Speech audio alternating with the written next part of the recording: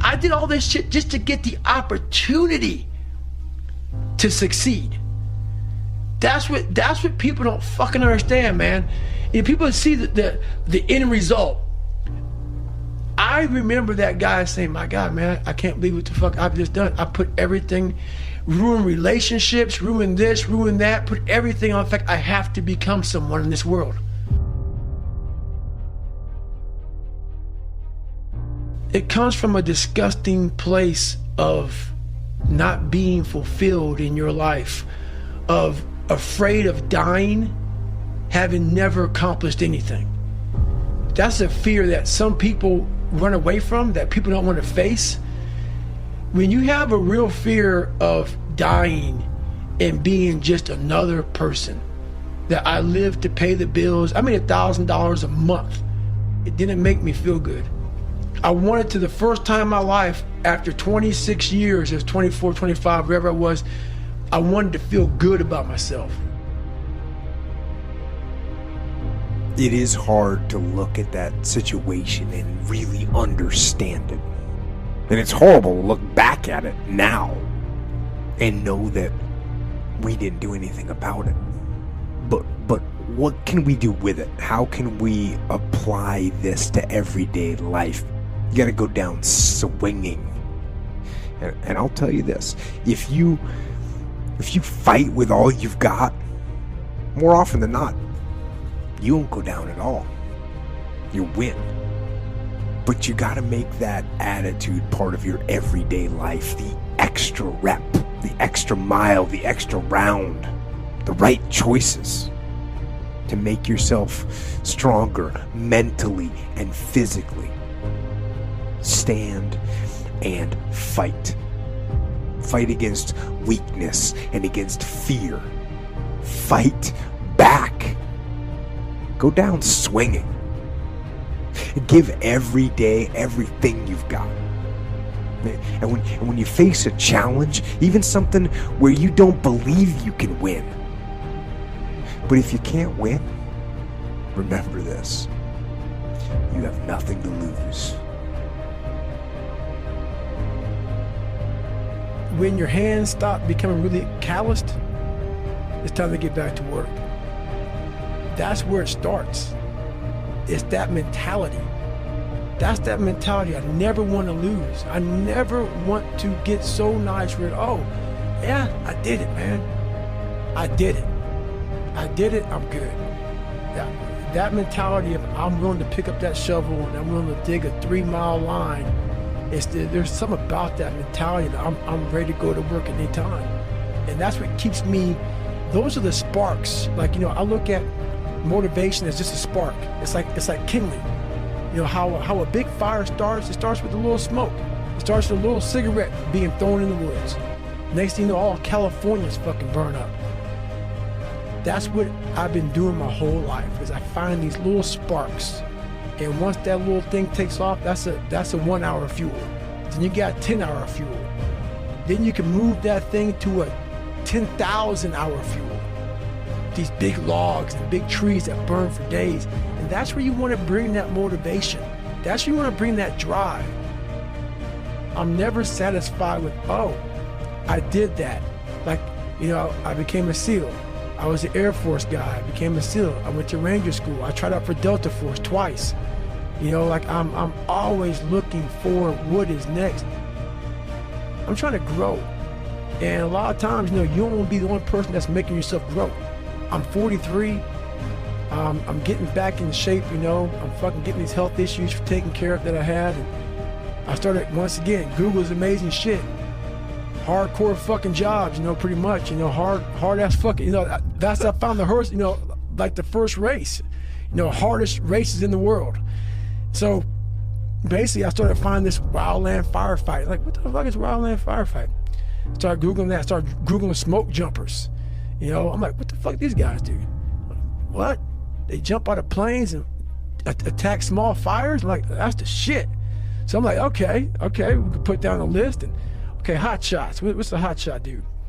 They go out with, big fires and they dig fire line. I'm like, fuck, what's dig fire line? And I saw a video of it. I'm like, that shit looks like it sucks. It's hot. There's you're out there on your own. You're out there digging a 3-mile fire line. Literally, a 3-mile fire line. You're cutting down these fucking huge ass trees to dig this fire line.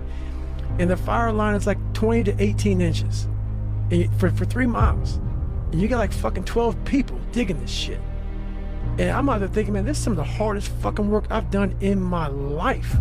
And it's that challenge that you can't find sometimes by going to the gym or by running, a 100-mile race. It's that new challenge of like, hey, and you get done digging, all right, you work 17 hours, 16, 17 hours, you get your fucking little fucking sleeping mat out, shack down, boom, right there on the floor, right there on the ground, get up, dig some more.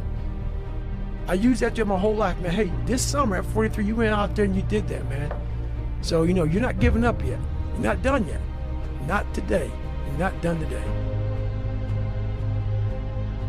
I saw myself 6 months, a year later, whatever it's going to take me to do it. I saw myself walking across that stage, getting that fucking certificate of graduation from Buds. And I was able to be there at 300 fucking pounds. And that feeling that I was nowhere near that fucking feeling, I was able to put myself there 1,000,000 times every fucking day. And that feeling of like, my God, that is going to feel fucking amazing. That's what made me suffer. That's what allowed the pain to be real and say, this is worth it. I want to feel for this fucking next 18 months. It took me 18 fucking months to finally become a Navy SEAL, to finally, just get through Buds. 18 months, it's 6 months. It took me 18. That's what woke me up every fucking morning was, I'm gonna put myself through this much fucking pain and suffering for a few seconds. That's all it is. A few seconds of joy. And it's so fucking worth it, man. That's what people don't get. So I'm able to put myself at the finish line, even though I have no finish line, but at the finish line of an event before I even start the motherfucker to say, how are you gonna feel at the end of this? if this is my home, this is what I am, I had to always reset the bar. I had to reset my new norm. There always had to be a new norm. So one thing we don't do is we don't have a new norm. My new norm is you get up every fucking morning at 4 o'clock and you suffer. This is your new norm. That became my new fucking life. Most people want to get out of it. I said, no, motherfucker, this is your new life. This is who you are. Your new norm is you wake up and you suffer. What has helped me has been me alone, getting my shit together and being accountable for who I'm not and who I want to be. It's the only thing that's helped me. If I put my 100% into what's in front of me, I will destroy it. I didn't go deep into the dungeon of my soul to say, okay, what is making you a quitter? What is making you a weak man? What is making you afraid? And so that's why I kept on quitting and going back to start, or not knowing how to get through hard times. We can't quit. So I kept on putting the sword back in the daggone fire, and I just beat it harder. And I beat it harder. Before I knew it, I started realizing, all right, man, the brain is starting to get hard. The brain is starting to get hard. I'm no longer a theorist. I'm now a practitioner. I put it in hell. I dissected it while it's in hell, because you can't dissect anything in a normal environment. You can't dissect anything in 72-degree weather. You must put it in the fucking freezer and freeze the fuck out of it. And then you dissect it. Dissect it when it's miserable. Dissect the brain when all it's thinking about is, I need to get out of here, man. I want to get out of the fucking freezer. Open the door. And you said, nah, 5 more seconds, man. 5 more seconds in the freezer. And that's when you start to pick that brain apart. And that's what all this stuff did to me. I kept on putting myself back into the freezer or the fire and beating the shit out of myself, mentally and physically. Before I knew it, this is what happened.